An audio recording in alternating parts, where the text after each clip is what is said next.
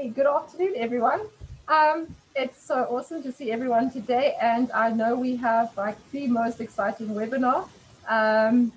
As you can see, it's also our last webinar, and we're fast on our way to Christmas. So I cannot actually believe that. It feels absolutely, it's ridiculous that we are on our way to Christmas. But anyway, so let's just quickly make sure we're all on the same page for the webinar. And just a few reminders, please, to stay muted while Nick is speaking, just to not have those background sounds. And then to please put any questions you have in the chat, and then we can look at it afterwards again. So we do make a record of everything that we're doing here, but we keep the chat as well. And then just to perhaps keep your camera off, so that, or your video, so that it's not going to cause problems for your streaming or for our streaming. Okay. And then everyone is still very welcome. And obviously, if you're not a SAGTA member, we would like to encourage you to please become a SAGTA member, and all the information is on the website, or you can go to secretary at sagta.org.za. So we'd like to welcome, yay, Nick Norman to our webinar today. We are so honored that he is able to speak to us. And I believe Bridget is going to quickly tell us a little bit of background or stories about Nick, and then he will start. Thank you, Bridget. Thanks, Inika, and it's an honor and a privilege to have Nick come and chat to us today. I've known Nick for a number of years, have all his books, and I can tell you that the latest one I have given to many friends and family members during the course of the year, and it has helped us in lockdown. It is a wonderful, wonderful read, and I just want to attest to what an interesting life you've had, Nick. My goodness, what you haven't done. And as soon as when Nick said read it, I thought, okay, I'll dip into it. But this isn't a book that you can dip into. As soon as you start, you're not going to be able to put it down. It is a book that is so reflective of so much. Everyone that has read it has mentioned different parts that were special to them. You will all be able to identify with this book. It's a personal journey, and I think it's almost imperative reading for the year, because, Nick, thank you. It really helped me, and I was so honored. I felt as if I'd won an Olympic medal in, I think the only thing I could win a medal in is tiddlywinks. But when I saw my name mentioned in the one chapter when you discussed how we would meet to and came up with collectively looking at resources for children and the box of rocks, which I use all the time, by the way. Class set, you need to get a class set of the box of rocks. It was incredibly special. So Nick, thank you for writing this and for being so real and so honest. It's so special, and I know whenever I've got any geomorphology questions, you are my go-to person. And I'm so chuffed that soon we can start meeting for coffee dates again when I return to the Cape. Nick, I don't know if you know, in April next year. So looking forward to that. This is a wonderful read from an inspiring man, and so chuffed, homegrown. Nick, over to you. Thanks, Bridget. Gosh, what kind words and what undeserved praise, but thank you very much. It's been wonderful to do this recent journey of mine with you alongside, and it's been indeed a privilege and a pleasure for me to know someone who's actually started a very important organization like SAGTA, and yeah, I'm the one who's honored, so thank you. Sorry, while I have a moment, I think my dishwasher has gone off, so there won't be that background noise, but there may be a bit of background noise. If and when you read the book and go to the pictures, one of the last pictures is of Charlie, who is described, and not by me, but I certainly agree with it, described as the happiest dog in the world. He's also about the noisiest dog in the world. And if you should hear barking, it's just Charlie showing his impatience to be let out for his afternoon walk. So I hope we're not going to be disturbed. Thank you.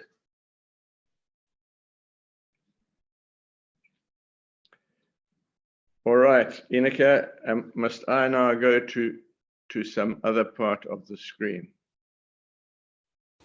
All right, remember now you need to be in Zoom and looking at us, and then the green share screen at the bottom.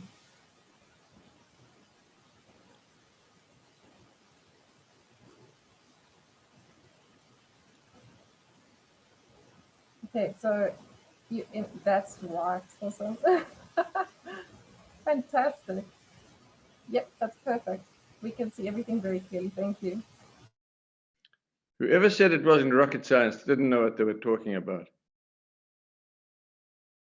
Right. Now I need to. Firstly, thank you both to Ineke and to Bridget for setting this up. And it's much a pleasure, and I've looked forward to it. I'm quite sure as much as any of you, if you have, because I love sharing things that are my passion. And geomorphology, although it's quite difficult for anybody who studies it, is certainly one of my passions. And I will be referring to at quite some length to various geomorphological phenomena across South Africa, mainly arches of uplift. And one of the architects of the understanding of crustal uplift in Southern Africa has been the father of South African geology, Dr. Alex du Toit. So it's absolutely fitting and appropriate that we should pay tribute to him, because a lot of what we know, and we'll be covering in the next few minutes, is thanks to his pioneering work. That's what he looks like. He grew up in Cape Town, in Rondebosch, went to Bishops, went to UCT, I think, and then on to Glasgow University, and then came back and spent his time in the field. And he mapped of South African geology almost as much as all the other mappers put together. He was a prodigious worker, and these were the sort of conditions that he worked under. He rode a bicycle, he rode a motorbike some of the time, but this was how they got around. There is Alex du Toit with his wife and son, and it gives you an idea that it's a little bit different from doing geology today. One of the landmark papers that guides all of us in our understanding of things like river capture is this paper from 1933. And I will be referring to it, not directly, but yeah, throughout the first part of this talk. And here we have the first words of that paper, and it's quite interesting that he does refer to the effects of the processes as being astonishingly great. And the point is, and it's not as difficult for you geographers as it is for people who've had no exposure to this sort of thing, to remember that the astonishment comes from the length of time that these processes have been operating over. And any geologist comes to realize that within the first few days of his course, that we are talking about millions of years. We're talking about quantities of time that none of us can even envisage. And if one has that amount of time, if Earth and its history has had that amount of time, it has been able to do these astonishingly great feats. I'm really just going to start with some most basic concepts in river capture, which deal obviously with river evolution, and to say that the story in Southern Africa of river capture has really been thanks to the fact that during the time that Gondwana broke up from between 140 and 120 million years ago, there were already Gondwana age rivers winding their way across very, very level landscape, and they were disturbed by the breakup of the continent, with the rivers cutting back from new coastlines. Remember that Africa, and sorry, I will interrupt myself here and say that a book is about to be published, which is a biography of Alex du Toit by a Stellenbosch University historian. And I think the subtitle of the book is Africa is the Key. And it's important, and it's something very easy for me to remember, and important to remember, that all the other continents drifted away from Africa when Gondwana broke up. And Africa really was left behind as the others moved off, basically into the Pacific Ocean. New oceans were created by the splitting, but at that stage, when Gondwana was breaking up, the ocean surrounding it was the Pacific Ocean. So new coastlines were formed and new oceans were formed, and the rivers cutting back from the new coastlines were on a mission. They were cutting down. The whole drive of rivers is to cut down to the base level, which is basically the coast level. And so they do that as urgently as they can, cutting back from the coast. And here's a picture of the Storms River.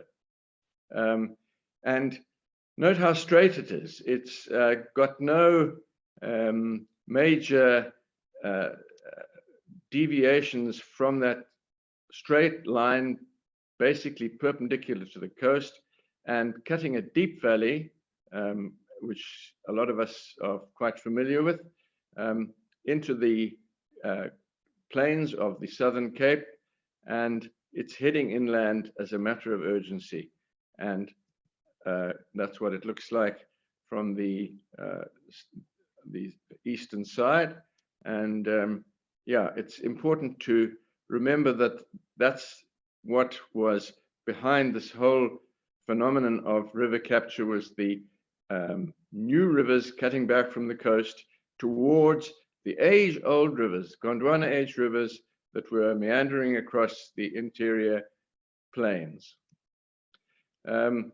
Contrast the straightness of the river we've seen with one of the remnants of the old river systems, which is the area between the Zambezi and the Chobe. And look at all the oxbow lakes and the cut-off meanders and all of the classical geographic phenomena that characterize these very, very mature river plains. They're not even valleys, they're just river systems. That's what they look like. If you were to be on the banks of the Zambezi, it's really extremely conspicuously flat. And what happens is that we reach the nick point of Victoria Falls. Now, I've started by saying how rivers cut straight towards the direction that they're heading in. And you might say, well, that's not really very evident in this picture, where the gorge of the Zambezi below Victoria Falls goes this way and that way. And it is because of the jointing system in the basalts that form the surface rock there. And it's cutting back as fast as it can, but because of the joint systems in the basalt, it has to take this fairly zigzag route, and it's something that will continue with time. In other words, each of those valley western sides, of the gorges that you see there is an old iteration of the Victoria Falls themselves, and it will continue to cut back.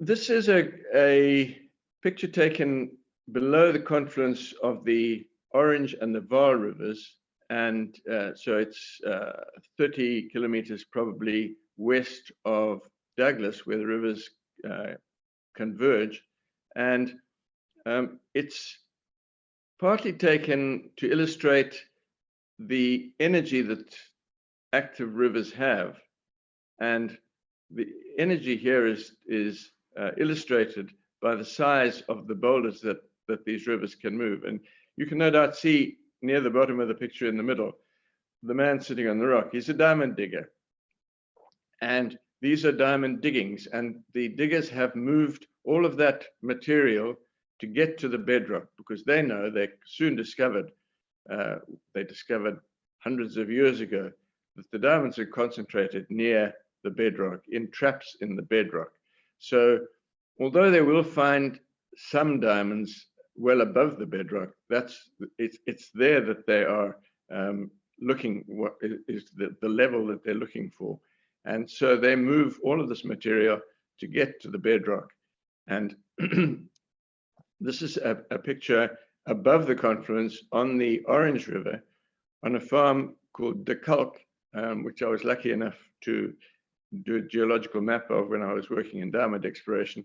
And one of the reasons for showing these pictures is to make the point that a lot of the understanding of river systems in Africa, in Southern Africa, is linked to the fact that there are many of them, particularly in the central and western part of the country, a source of diamonds. And we've spoken about Alexander du Toit at the beginning of this talk, and Alex du Toit, for decades of his life, was a consultant for De Beers.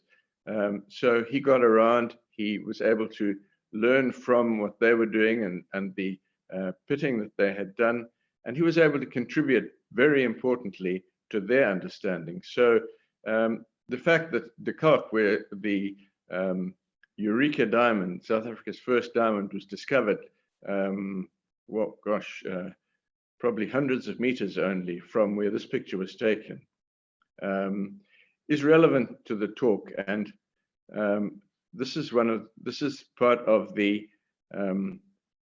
gravel on De Kalk, the Orange River gravel on De Kalk. And the interesting thing, I need to try and get to the pointer now. Ineke, how do I get to the pointer?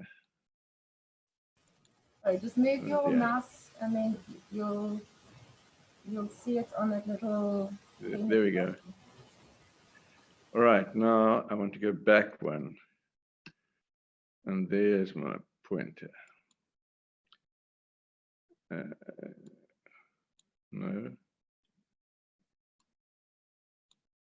Yeah, there we go. There we go. You can see these. Can you see the little red dot? Ineke? That's the pen, Nick. I think maybe it's better if you just go choose the one above it, which is the laser pointer. Just go back to where you were. Yeah. And yes, that's right. Oh, laser pointer, yeah. That's just a bit bigger. Oh gosh, I'm sorry. Sorry, thank you. Okay. You'll see these little pebbles with the white inclusions in them. There's one, there's another, there's another. There are half a dozen in this picture. Those are all, excuse me, pebbles of Drachensburg Basalt. They come from the Drachensburg. This picture is from De Kalk, which is just 20 or 30 kilometers east of Douglas. So it's the Orange River has already come, gosh, I don't know, many hundreds, if not, well, many hundreds, let's say, of kilometers from its source in the Drachensburg. And it has brought these chunks of basalt, chunks they were to begin with. They quickly got rounded to cobbles and then pebbles. And they are a sure sign that you are looking at a river gravel. And often these river gravels occur well away from the river. And there is a terrible trap that geologists fall into, which is mistaking weathered dwiketillite for river gravel. And dwiketillite, because it is older than most of the kimberlites, is not going to carry many diamonds, if any. So you could spend months prospecting dwiketillite without a hope of finding diamonds. Whereas if you find these, because of the fact that they come from the Drachensburg, which is that much younger than the dwiketillite, you know you're on a hot trail. And so it's just an interesting point, again, relating to the fact that diamond exploration and the understanding of river systems and things like river capture do go hand in hand. Let's go to the next one. We've got some important axes, which Alex Dutoy referred to, axes of uplift, which are the dashed lines in that picture. The OKZ is the Ovumbaland Kalahari Zimbabwe axis, and the EGT below it to the south of it is the Etosha Griqualand Transvaal axis. They are both axes of uplift. And when I talk about uplift, it's not a dramatic thing like the Rift Valley, for example.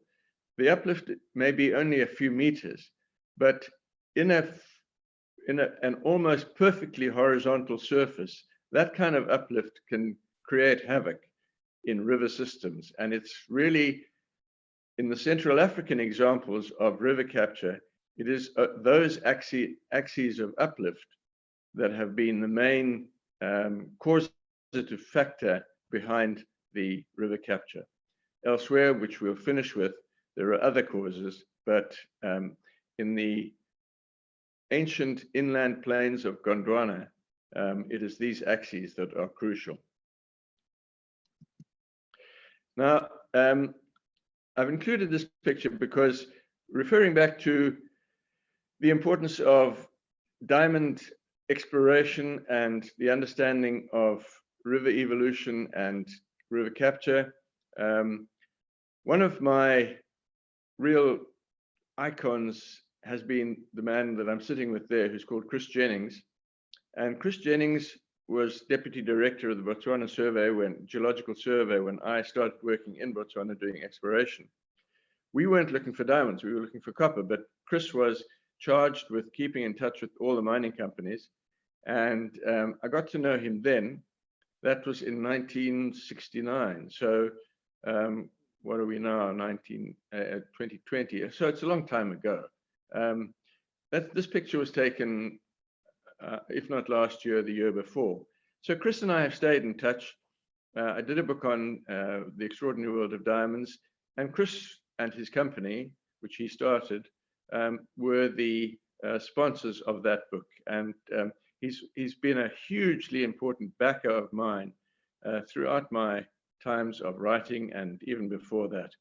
And it was Chris who, whilst still working for the Geological Survey in Botswana and charged with keeping tabs on what the mining companies were up to, we were looking for copper.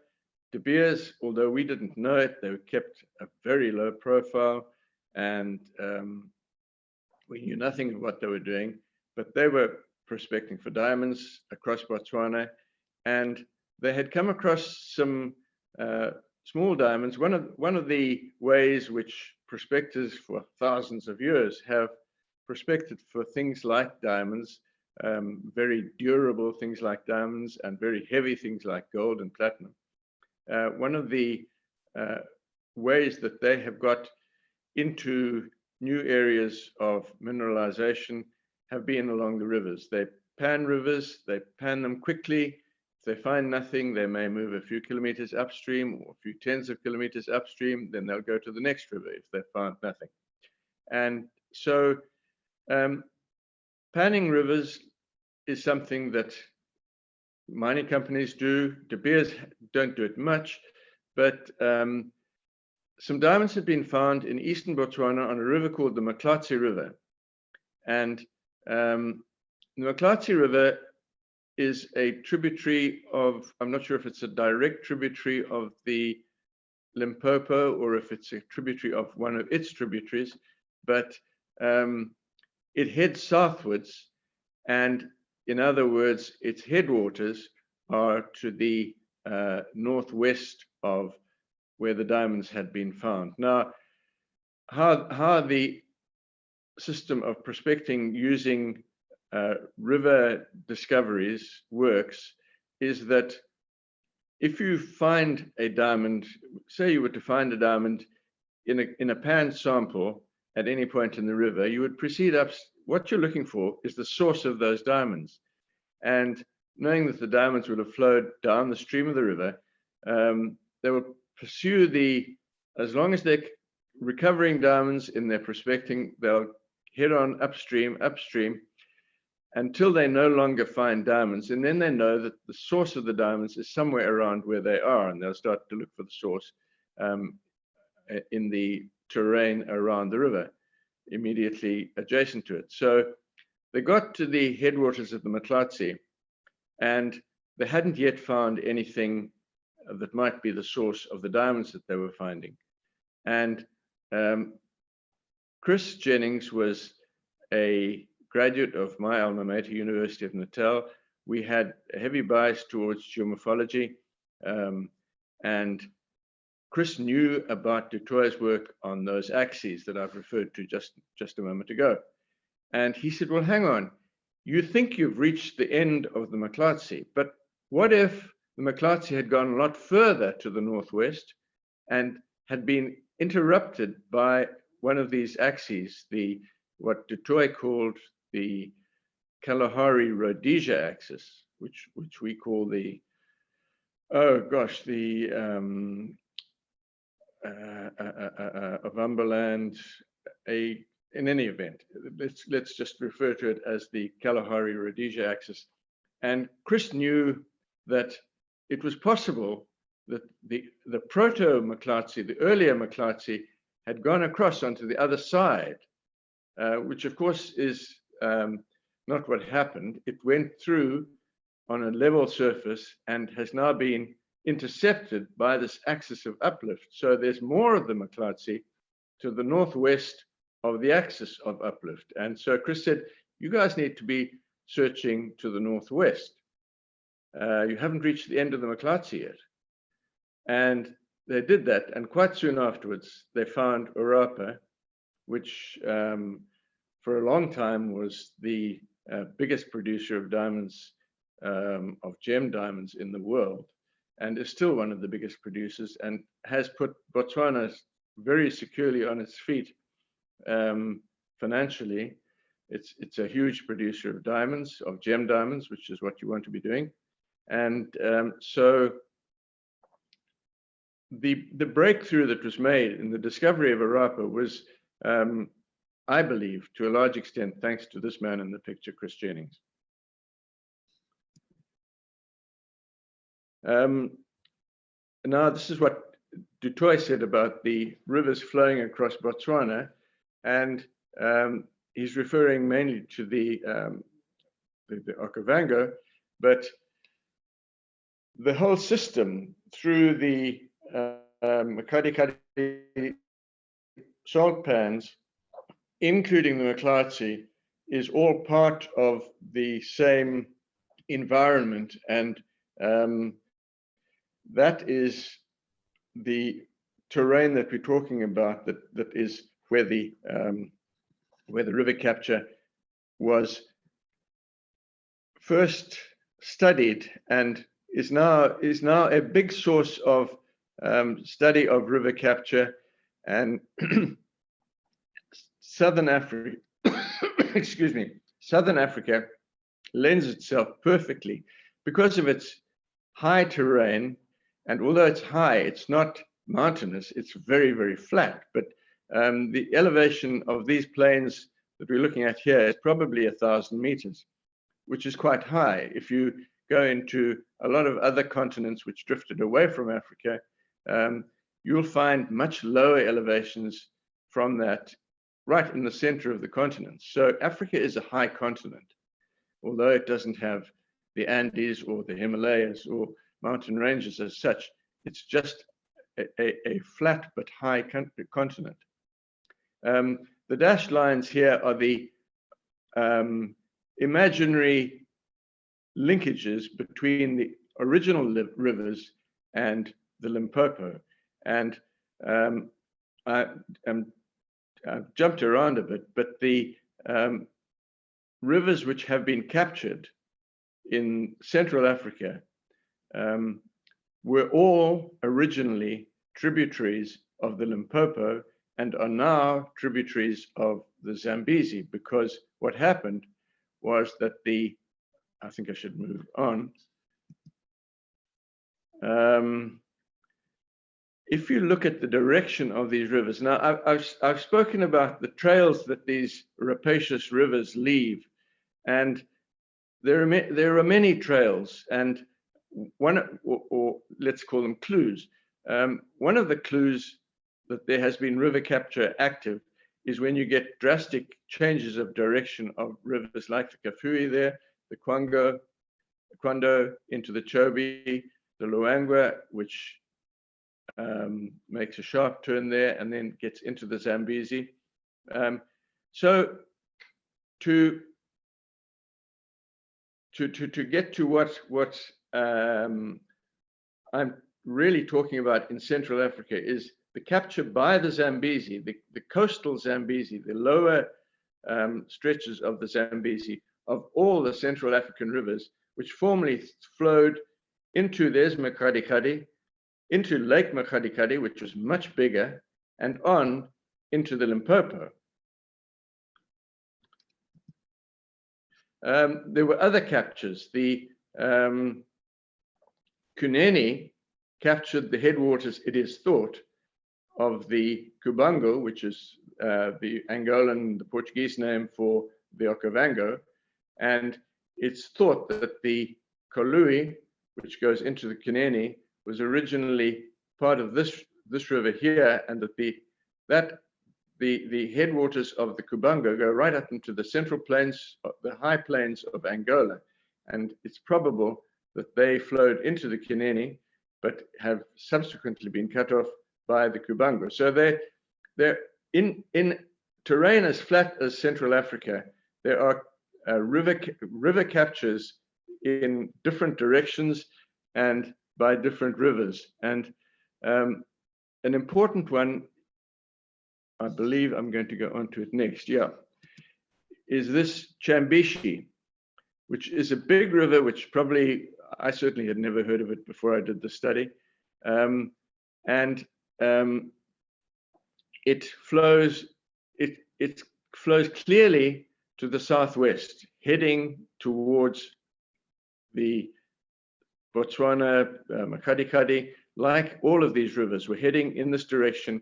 They would reach the Lake Mcclatchy in central Botswana, and from there they would diverge into the Limpopo until most of them were cut off by the Zambezi, the coastal Zambezi cutting inland, which captured all of these tributaries of the modern Zambezi and the upland Zambezi as well. So the Zambezi is two very different rivers. It's the lower Zambezi, which is since the breakup of the continents, and the upper Zambezi, which is an ancient Gondwana river. But referring to the different directions of capture because of the flatness of the country and the small idiosyncrasies of river basins and so on, here's the Chambishi heading off towards the Lake Mcclatchy and ultimately to the Limpopo. But what happens to it?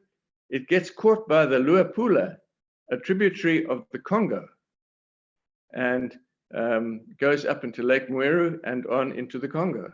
So yeah, there were extraordinary things going on. And these rivers cutting back from the coast, whether they were the Kunene or the Congo or the Zambezi, the coastal Zambezi, were all playing havoc with a bunch of rivers which had previously reached the sea through the Limpopo.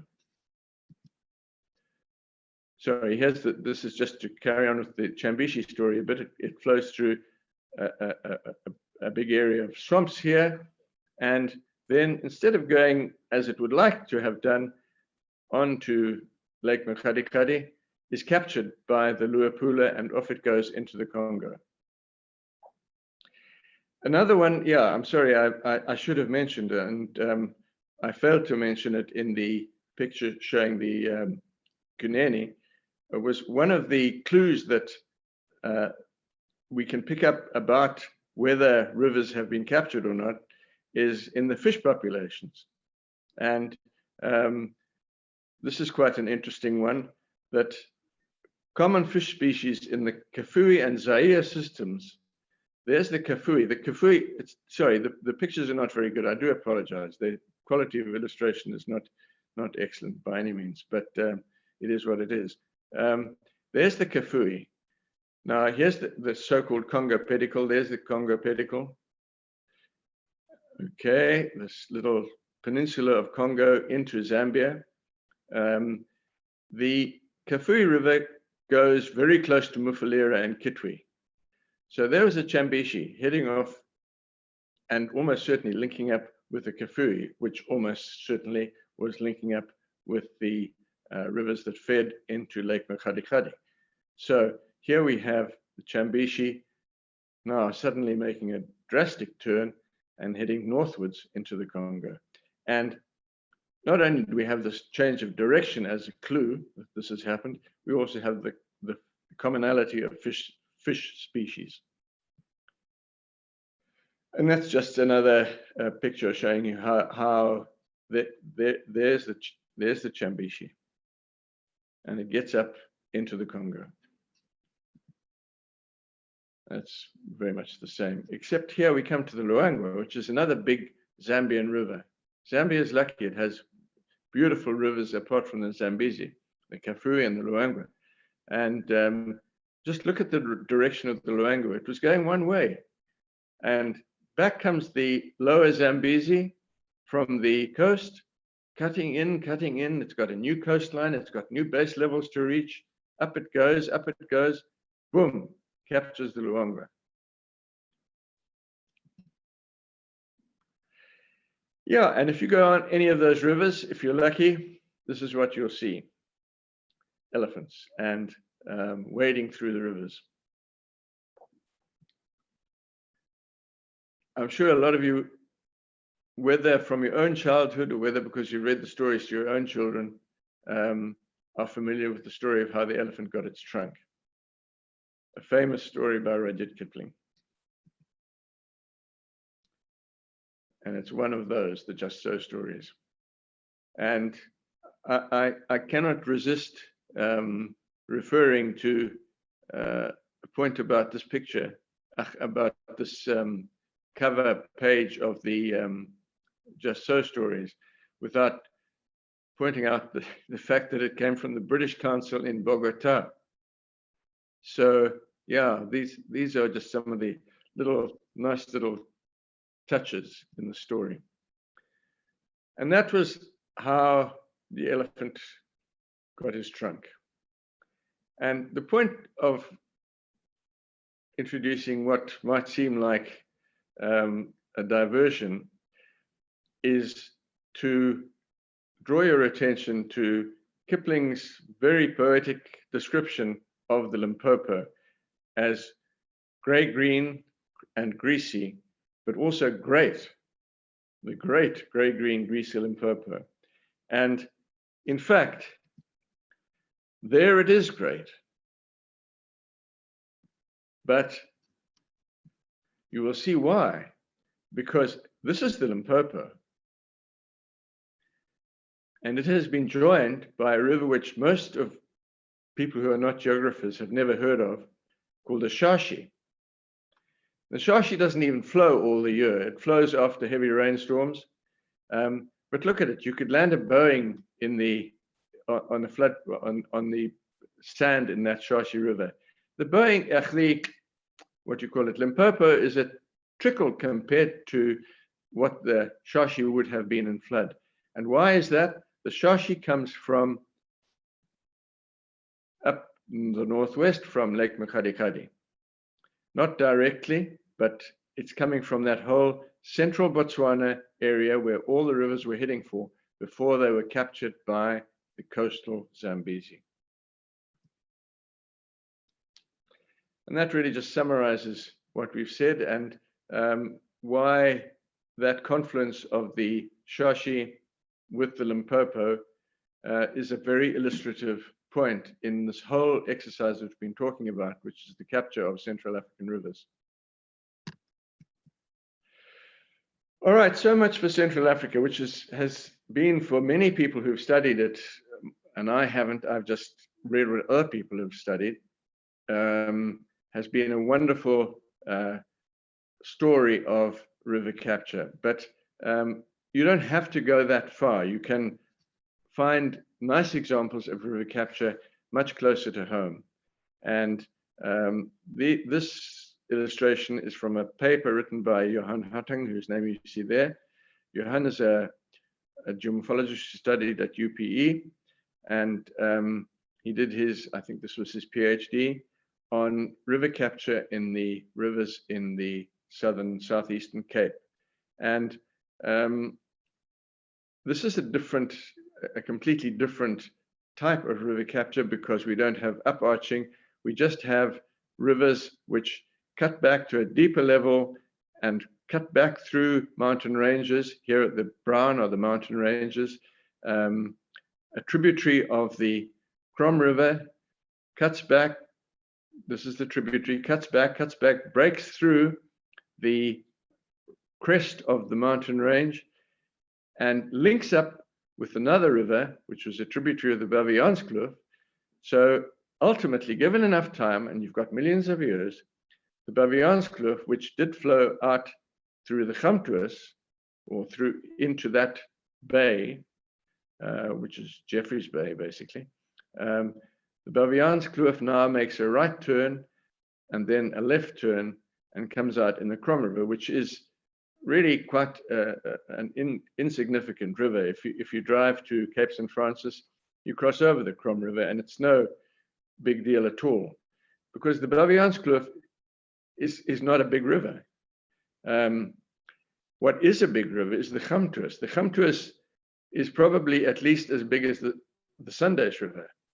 And the Gamtoos wasn't a big river. It was just fetching all the drainages from the Baviaanskloof and taking it to the sea. But then the same thing happened with the cutting through of a tributary of the Gamtoos until it intersected the headwaters of the Groot River, which had previously entered the sea, where the Sundays River now enters the sea. And the Sundays River has picked up all of these drainages.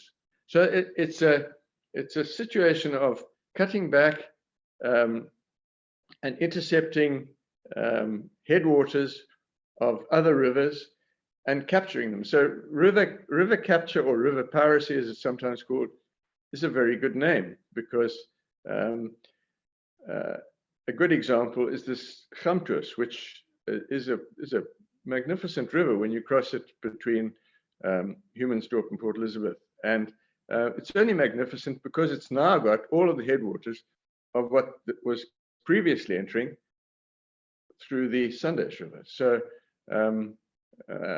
it's just a very neat story to my mind. And one of the things that really got me studying river capture was when I saw something on my way from Franschhoek to Paarl, which is a trip I do now and again, which made me wonder whether there wasn't a good example of river capture right on my doorstep. And I'm going to show now just a few pictures of the Burg River, the Upper Burg River. The Burg River now flows into this valley and into the dam, which is one of the catchment dams for Cape Town, the Burg River Dam. So, but previously, before this tributary of its own river cut back and intercepted it, it was flowing past Franschhoek, over what's called Kharif Neck, and past Kloof, and past the village of Franschhoek, and not very far, but quite a few kilometers from the present course, the old paleo course of the Burg River. So let's just have a look at how we can say that. What are the clues? If these rapacious rivers have left their trails as evidence that they've done this dastardly thing, what are those clues? So let's have a look at those. Next to Kloof, which probably most of you have heard of with its Porcupine Ridge wine, is a smaller wine estate called Haut Espoir. And in the bank of the entrance gates of Haut Espoir, you will find these boulders. Now, a boulder like that, a boulder to achieve that degree of rounding has not just tumbled down the hill. It's been moved along a river, it's been jostled with other boulders, all the corners have been knocked off it, it's been rounded and rounded and rounded as it travels. It hasn't just by gravity found its way down the slope of a hill. That is a river-borne pebble. There's no river other than a little stream coming from the trout farm, 3 streams. There's no river anywhere near here. So how did these boulders all get as rounded as they are? So let's have a look at where that is on a map. It's point 1 here, and I'll just go back a few. Here we go.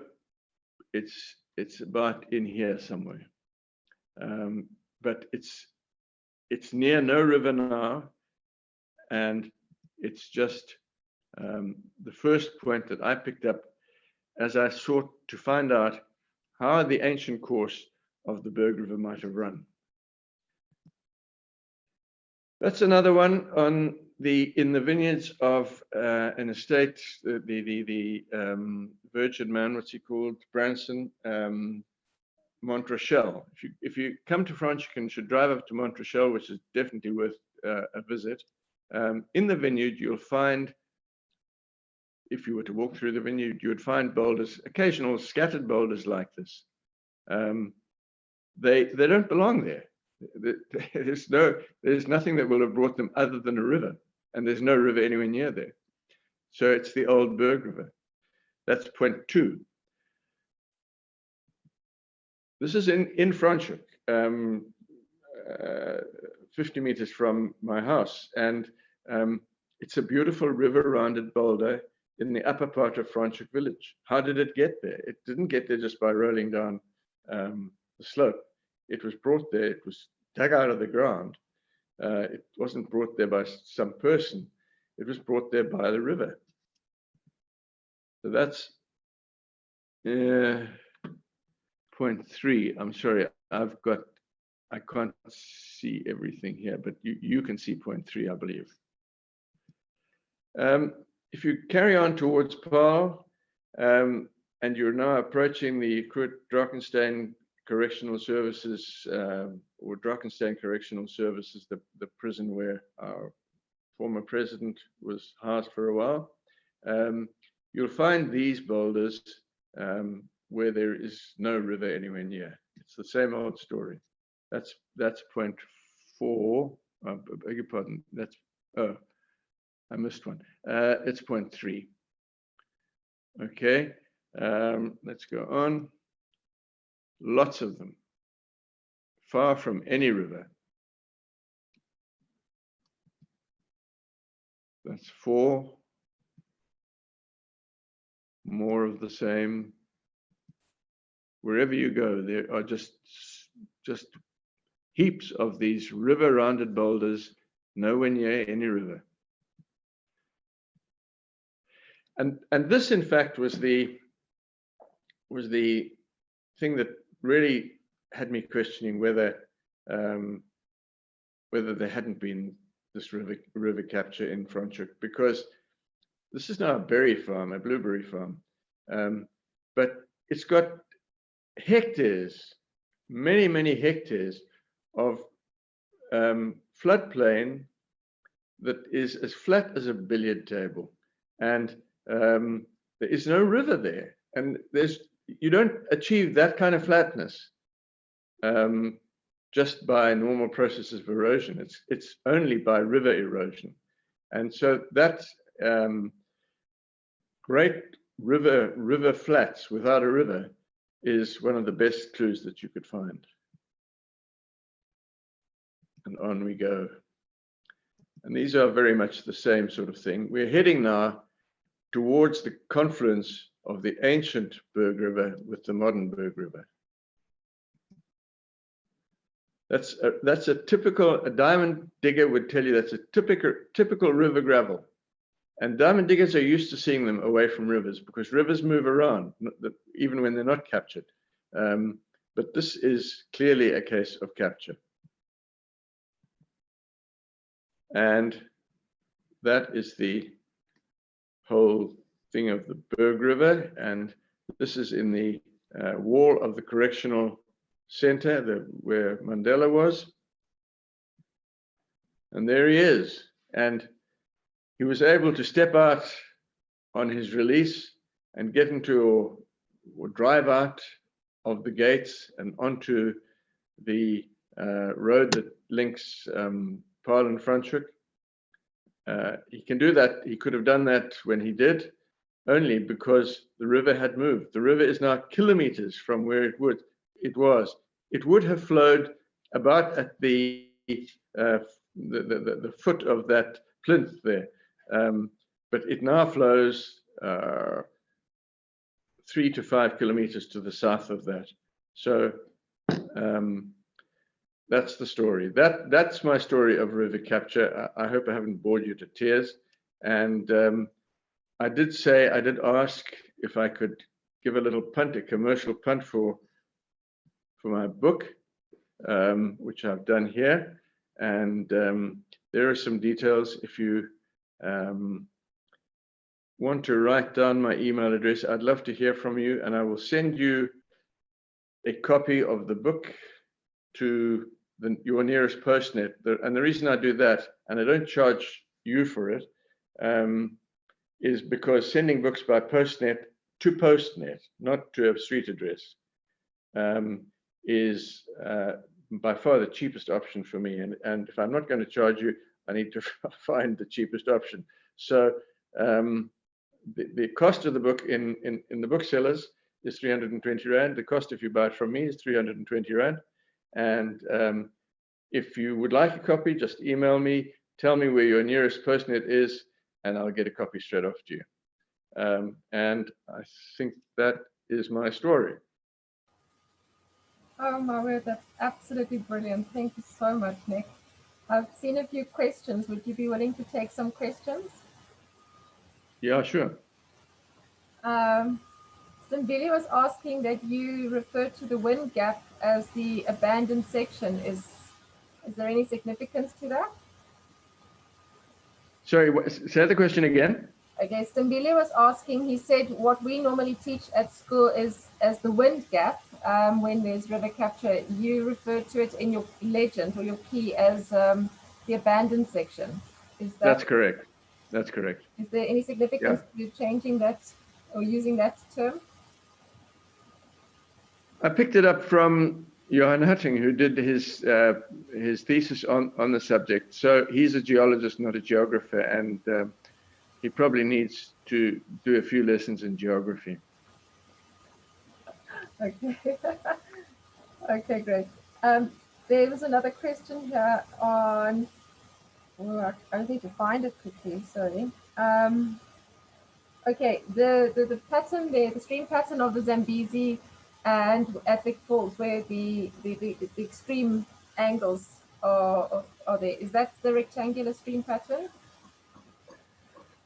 Well, not even really rectangular, but it's as close as you'll get, and it's really the jointing in the basalt. You know, a river will always find, and that's why a lot of rivers follow follow faults, because a fault is a zone of weakness.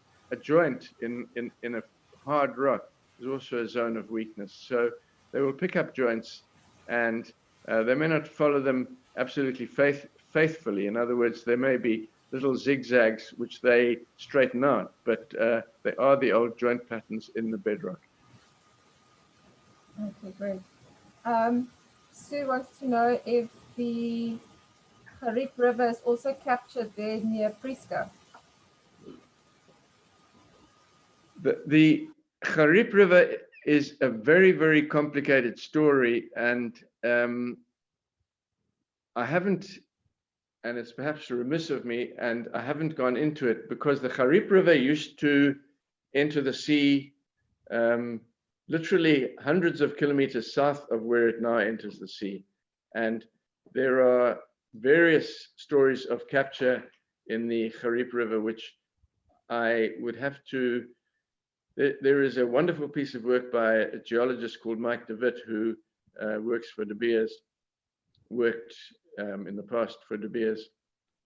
And he followed the history of what he called the Karoo and the Kalahari River. The Kalahari River entered the Atlantic Ocean, the new Atlantic Ocean, where the Orange River now enters.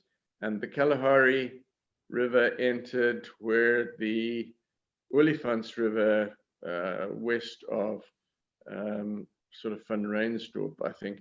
So those rivers have changed a huge amount. And again, one of the interesting things is that the clues to the movement and the evolution of those rivers is a number of the clues come from the fish populations, which just don't make sense unless you find an ancient example of capture.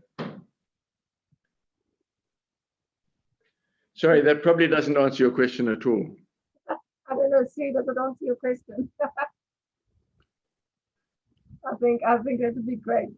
Yeah, she says she's happy. Thank you. Just two things from my side. Bridget has offered to collect, or if anyone wants to order books, that they all get sent up to St. John's College for the marking. It will maybe make the cost of the couriering a lot cheaper to send them to one spot. So if they are ordering a book from you, and it can go to St. John's College, then that might help people with the collecting the books then when they go marking. So if anyone wants to use that opportunity, they're welcome to. They can still please contact Nick though. Nick, maybe you can just go back a page so that they can just write down. Yeah, sure. Okay. They still need to order it through you, but then it can just be sent to St. John's College, and it will be a bulk postage, which is easier, I think. And then Pam, do you want to quickly tell them about the surprise?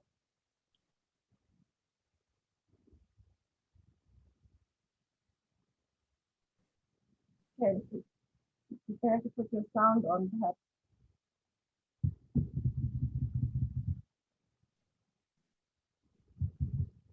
Okay, so Pam would like to give away one of Nick's books, which she has there, and she has a question. So I'm going to put the question in the chat, and the first person who can answer it correctly, Pam, you're going to just have to check for us, please. Then that person will get one of Nick's books sent to them from SAGTA. Yay! So that's for joining this today, which is so exciting. Pam, can I put the chat? Are you going to check if your answer is right first? Please put it in. Okay, I'm putting it on now. Go. I don't know if you can. You must answer. You must just give the letters. All right, you must give us the letter. The letter, please. Oh, I think Stu and Heather were like the same time. Sue's one came through first.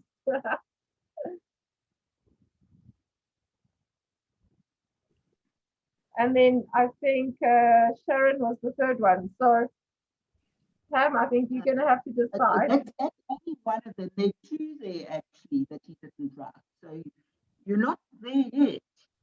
They're not there yet. No. Oh, right. There's two there. There's two. Who's going to answer it? Heather and Sue both have the book. Okay, Jill says, Sharon says B and D, and so does Jill.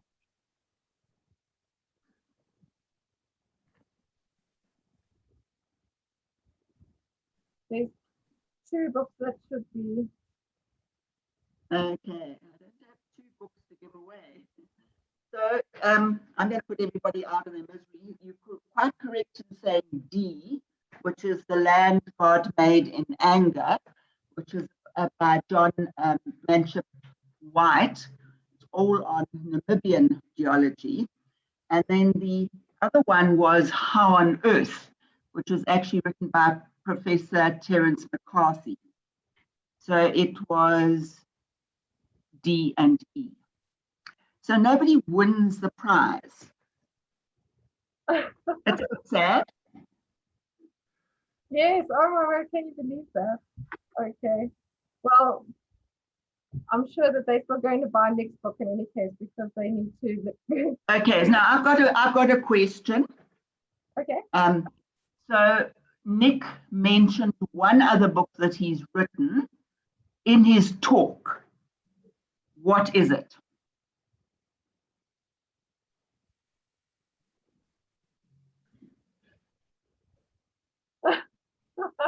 Are you looking at the chat there, Claire? I'm looking at the chat. Are there new messages? Yes. Kim says Box of Rocks and Sharon says Diamond One. Box of Rocks was up already. It's the one about the diamonds. So Lynn McEwen. It's the Extraordinary Book of Diamonds. I think we'll give it to Lynn McEwen. So well done, Lynn. And Inika, if you would send me her email address and I'll liaise. Okay, great. Lynn, can you please email help@sagta.org.za and I'll get you. Oh, Sharon Barn also had the diamond one. Yes, I think Sharon also had it. But I think Lynn's was closer. Okay, Lynn, will you contact me? Yay. Okay, that was fun. Thank you, Pam. Right, please, if you've not written down Nick's email address, there it is. And Nick, thank you. I mean, it's like mind-blowing to see this stuff and on the maps that you've spoken and shown us, and it was absolutely brilliant. I think everyone just thinks that was one of the best webinars we've ever had. Thank you. Well, thank you. Oh, we had so much fun. I find it fascinating. I actually can't believe what you've shown us there. There's so many little things I want to ask you and speak about, but the webinar's finished. So, yeah, I'm going to send you an email in any case. Thank you so much. Well, it's great fun. I really enjoyed it. Thank you. All right. Goodbye to everyone. Have an awesome holiday. Thank you, Prof. Thank you. All right. Thank you, Pam. Thank you. Bye.